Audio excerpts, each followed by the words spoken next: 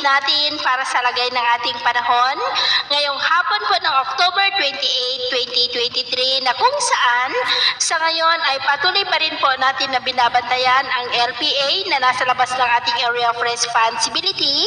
at gaya po ninyong napapansin ay kumakapal na po ang kaulapan nito. Posible yan napapasok sa ating area of responsibility at lalapit sa ating kalupaan sa susunod po ng mga araw.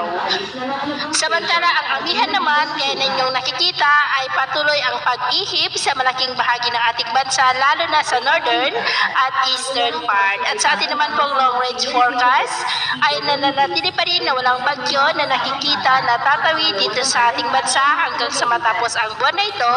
pero posible ang pamumuo ng mga sama ng panahon lalo dyan sa silangan ng ating bansa sa may Pacific Ocean sa unang linggo pa lang ng susunod po na buwan. At sa lagay ng ating panahon ngayon,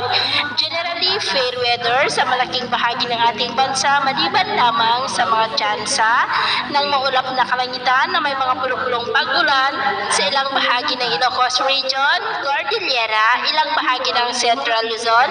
Mimaropa, Bicol Region, ilang bahagi ng Western Visayas,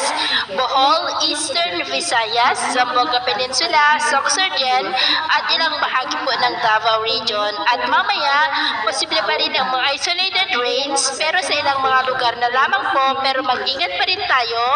dahil posible pa rin ang mga banta ng mga pagbaha at pagguho ng lupa. At sa atin naman pong mga baybayin, wala naman po tayong nakataas na anumang gale warning signals, pero iba yung pag-iingat lamang po kung papalaot tayo para mas makaiwas sa mga sakunang pangkaragatan. So,